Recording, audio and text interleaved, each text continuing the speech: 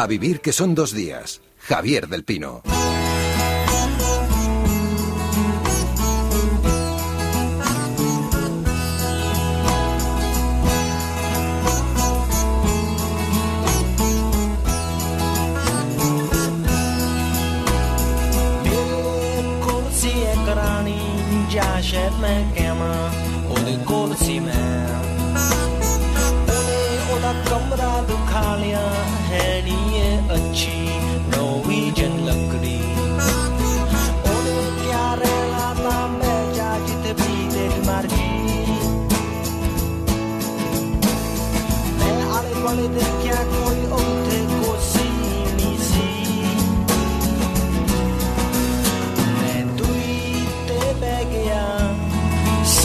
सोच के ओदी शराब पी के असी 2 बजे तक गल्लां कीतियां फिर ओने क्या सौन दा समा हो गया. ¿Pero qué te ha pasado con la conexión, Ramón Lobo? Buenos días. Buenos días, ¿me oyes bien? Bueno, te oigo como si estuvieras en 1968 aproximadamente. Sí, casi en la época que era así. Sí, pues tampoco exageremos, ¿eh? ¿Qué pasa? ¿Que no se conectaba tu programa? No lo sé, es que ahora de repente me sale un error en el sistema. He hecho exactamente igual que todos los domingos, pero no sé, no conecta. No conecta. Bueno, vamos a ver si lo arreglamos un poquito más adelante cuando tengamos una desconexión publicitaria. Oye, ¿estás bien? Perfectamente. Tu madre, por cierto, fuiste a visitarla esta semana. Sí, estaré hospital otra vez. Nada, está constantemente con infecciones de orina. Y bueno, está ahí, la pobre. Ya. Bueno, luego hablamos tú y yo porque a veces cruzo demasiado la frontera entre lo privado y lo público. Vamos a arrancar con lo nuestro. Venga. Venga.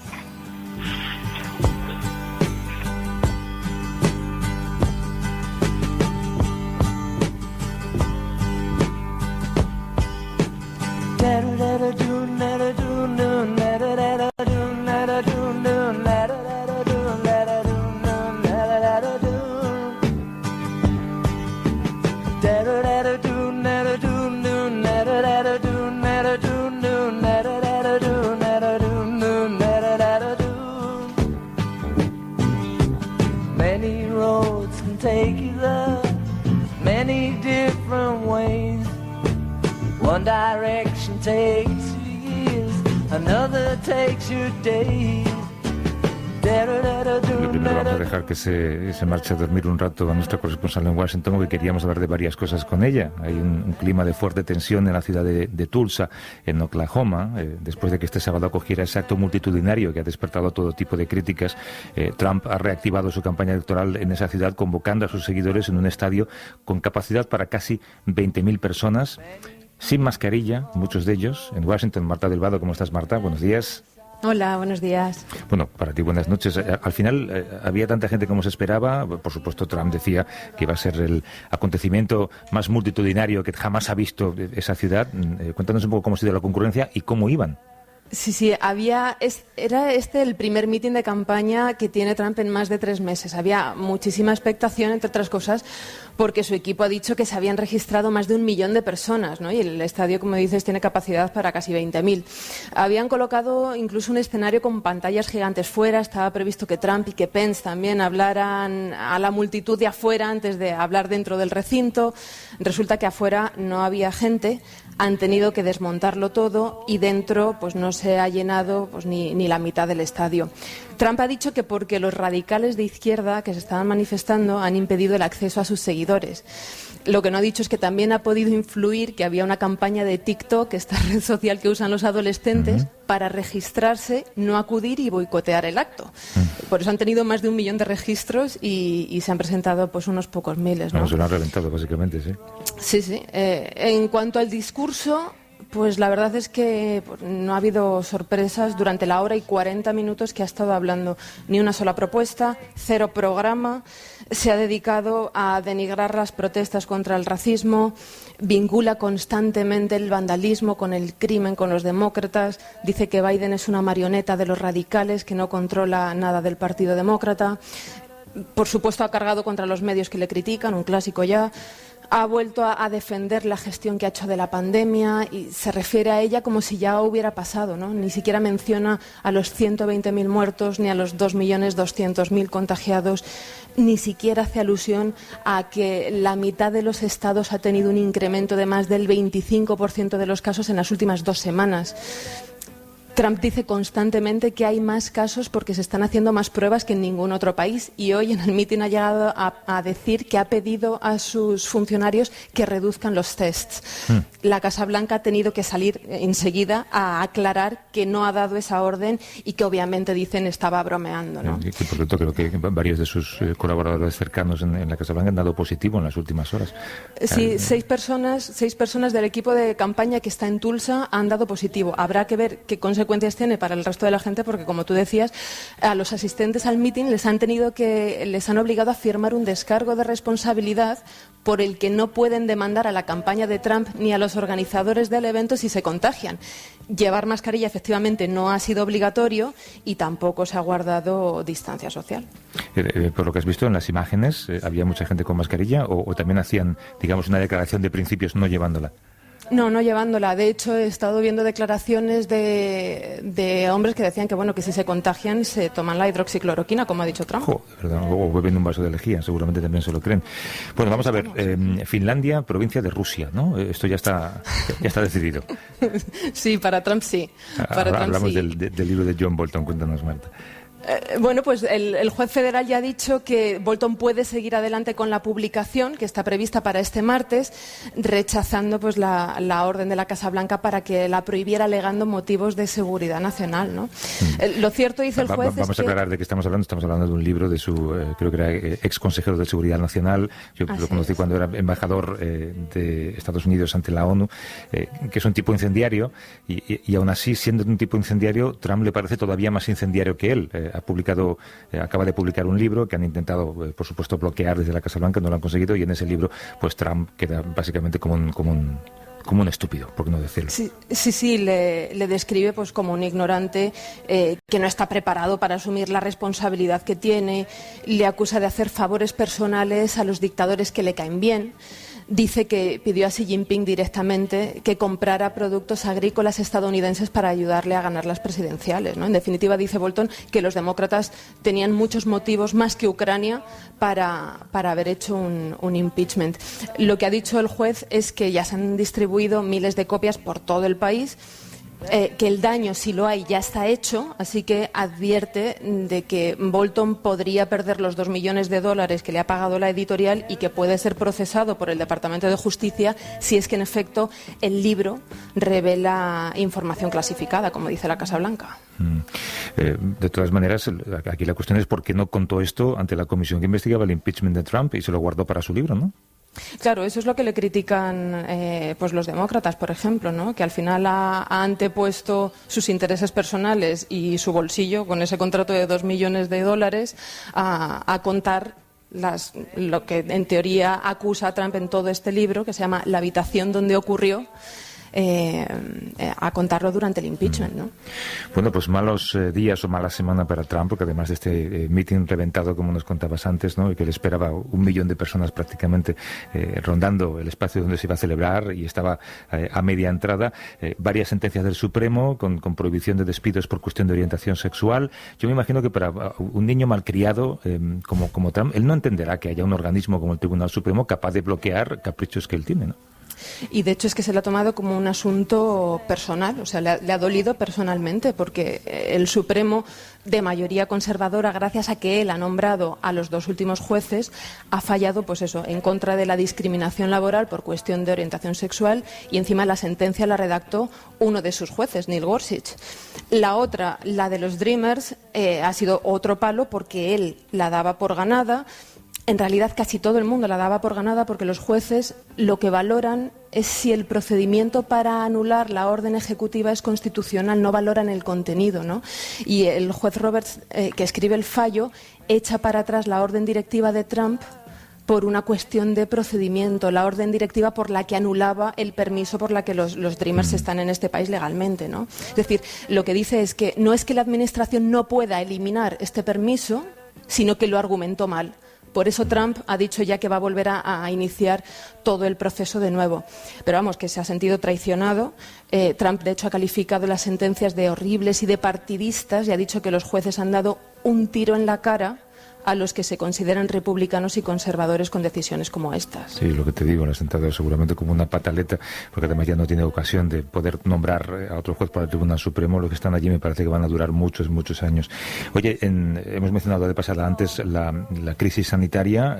Ahora mismo vemos como el país se reactiva. En algunos estados la cifra de contagios está disparada y aún así es como que ya no pasa nada, ¿no? ¿Cómo están las cifras de contagios ahora mismo? Pues no pintan nada bien. Se están disparando los contagios en la mitad de los estados. Curiosamente, ese incremento no está tan relacionado, no está únicamente relacionado con todas las protestas que estamos viendo, como con las medidas de desconfinamiento, ¿no? Preocupan mucho los incrementos que tienen estados como Florida, un 98% en la última semana, Arizona un 60%, Texas un 31%. Claro, importan desde el punto de vista de salud pública, obviamente, pero también desde un punto de vista electoral, porque van a ser estados clave en las presidenciales y están descontrolados. Básicamente son todos los estados del sur, desde Carolina del Sur hasta Arizona, los de la costa oeste y los del medio oeste, Montana, Wyoming hasta California, se están disparando los casos. Sin embargo, los de la costa este, de Virginia para arriba y hasta Wisconsin, Minnesota, se están reduciendo, ¿no? Estamos a punto de alcanzar los 120.000 fallecidos y las últimas proyecciones dan 200.000 muertos para finales de septiembre, principios de octubre, que es cuando los expertos estiman que puede empezar a llegar la segunda ola. Así que aquí la pandemia va para largo. La segunda ola que puede coincidir además justo con las elecciones. Allí donde estás, en Washington, hay muchas restricciones al movimiento, no sé, El lunes, precisamente, mañana, entramos en la segunda fase. Esto quiere decir que ya los comercios no esenciales van a poder reabrir con una limitación de aforo del 50%, creo que es. Pero hasta ahora, bueno, sí, la gente sale a la calle, pero, por ejemplo, los restaurantes solo pueden servir si tienen terrazas. El resto está todo cerrado. Marta del Vado, desde Washington, un beso. Gracias. Un abrazo, buenos días. Hasta luego. Oh, freedom. Oh, freedom. Oh, freedom over me. And before I'll be a slave, I'll be buried in my grave and go home to my Lord and be free. Oh, freedom.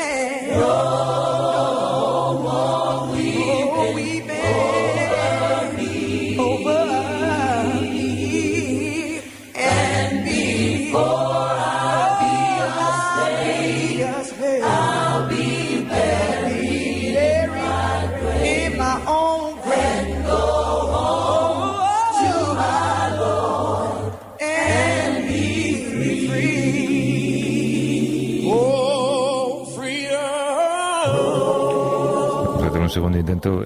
Ramón, ¿has conseguido esa conexión privilegiada que tenemos contigo? Pasado 1970. Sigues bajando. Oye, pero ¿y este teléfono? ¿Qué teléfono es, Ramón? No, es un iPhone, pero lo debo tener lleno de pelos, la parte del micrófono, de los gatos. y por eso el sonido no es tan bueno como debería ser. No, la verdad es que se escucha fatal.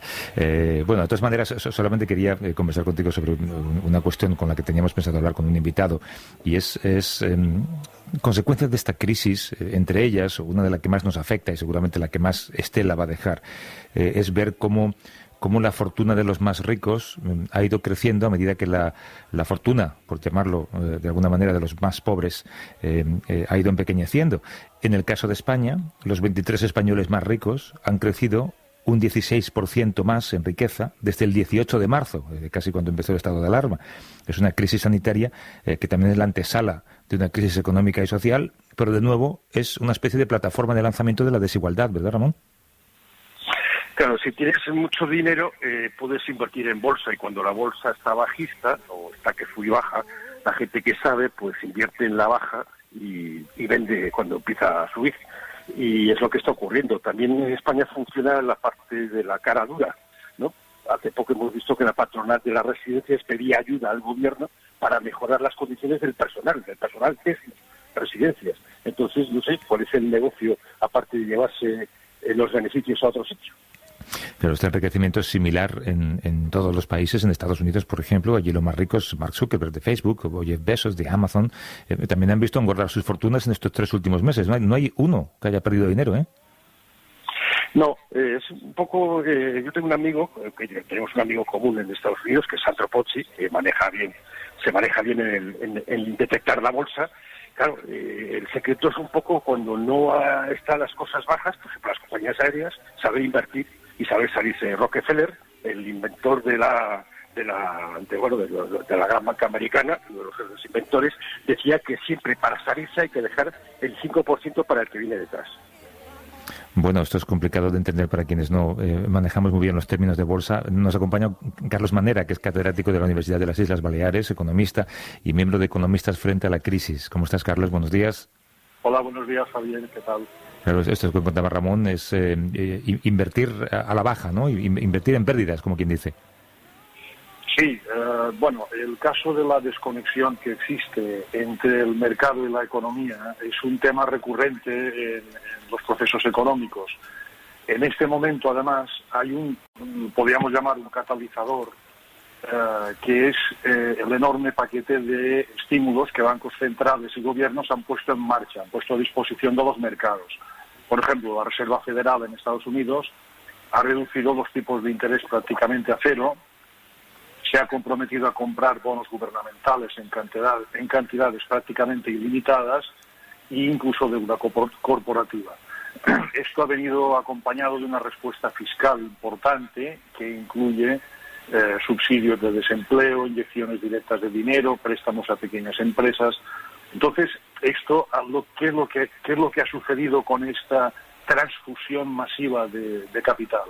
Pues que las acciones han aumentado al aumentar la liquidez del mercado. Si a esto le añadimos, además, que hemos estado en una situación de confinamiento donde las nuevas tecnologías han sido vitales, pues determinadas acciones de empresas altamente tecnológicas se han visto muy favorecidas y muy beneficiadas. Esto explicaría en parte por qué estas empresas han incrementado de forma notoria sus beneficios a niveles estratosféricos en algún caso, ¿no? Y este es el problema de esta polarización del enriquecimiento. Aquí la clave está en que la demanda, es decir, la capacidad de consumo de la gente, vuelva a ser una capacidad tangible, importante, que tenga ingresos en las familias para poder consumir, para poder gastar. Esta es la clave en este momento. La crisis es una crisis que ha sido de oferta, es decir, la economía se ha parado por inducción de los gobiernos y ahora estamos en una crisis de demanda.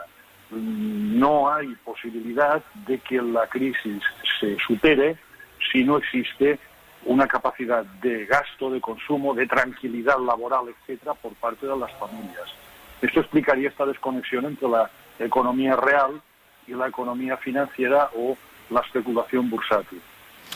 Claro, pero si según las previsiones del Banco Mundial, esta pandemia puede llevar a la pobreza extrema a más de 60 millones de personas en el mundo, fijémonos en las que lo van a sufrir en España, ¿cómo podemos pedirles o cómo podemos esperar que consuman más si ni siquiera tienen trabajo?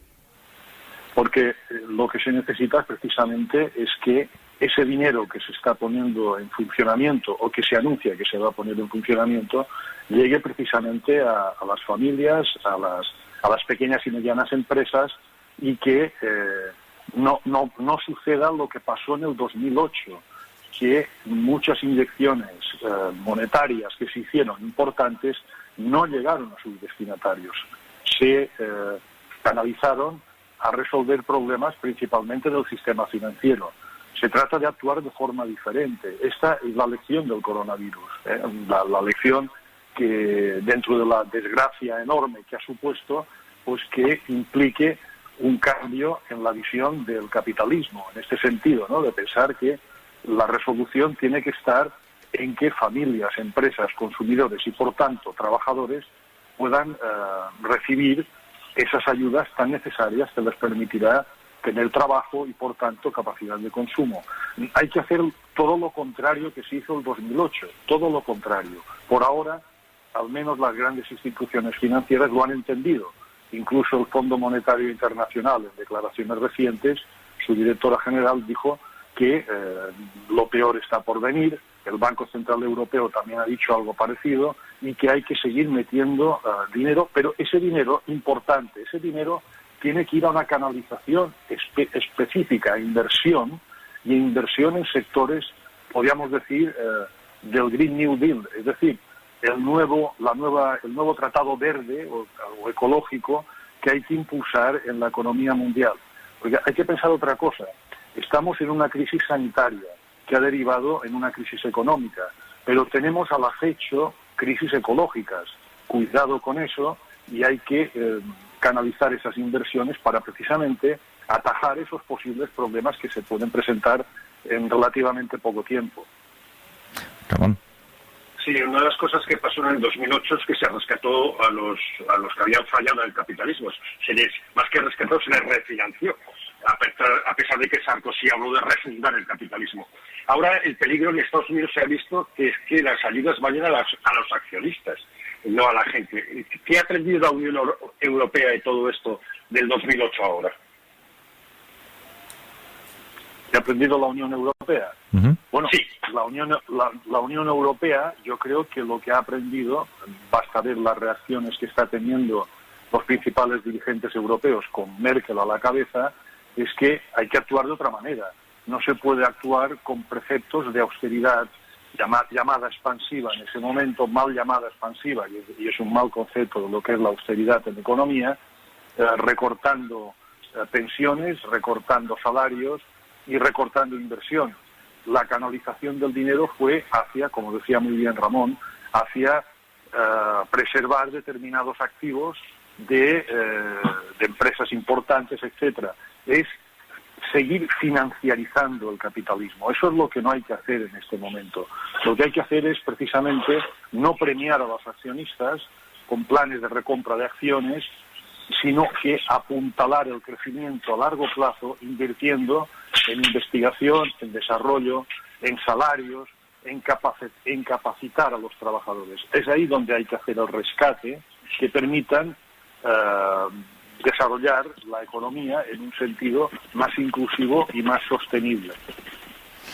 Claro, lo que pasa es que en los presupuestos que se están negociando, que se van a empezar a negociar, es verdad que se contempla una subida de impuestos a los que más ganan, entre 2 y 4 puntos se está hablando, pero realmente el valor que eso tiene es muy marginal. No se va a conseguir una gran recaudación, un gran aumento de la recaudación. ¿Cómo se puede forzar a que las grandes fortunas puedan contribuir en este bache económico?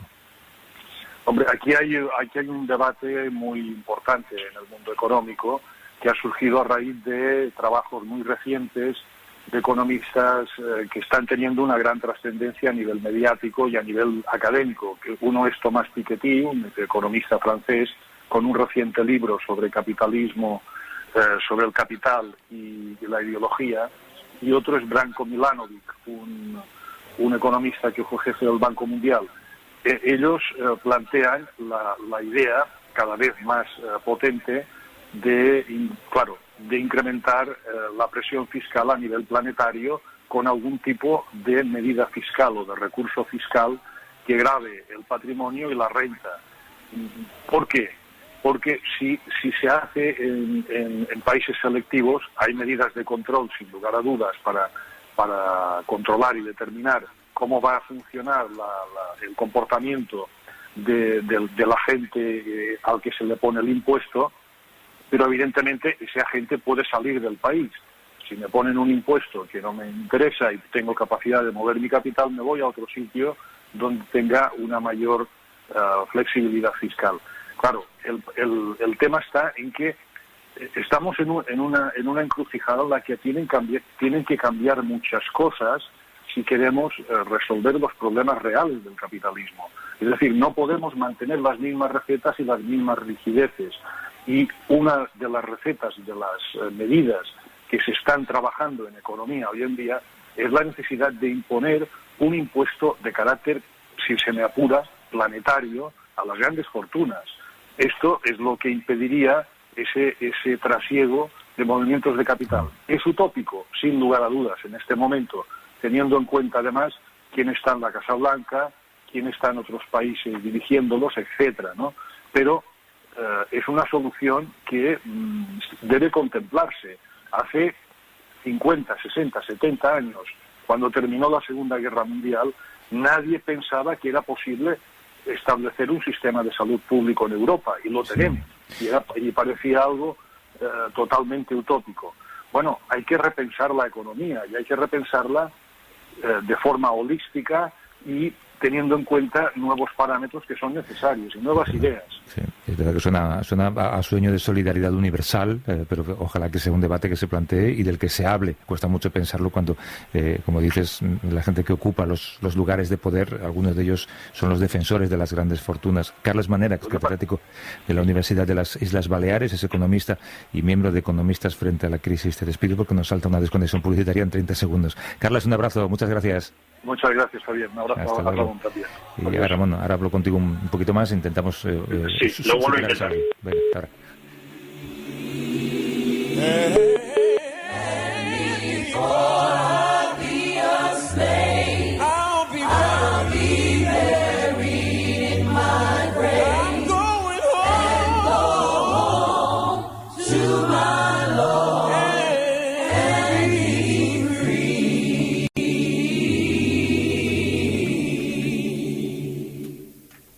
A vivir que son 2 días. Javier del Pino.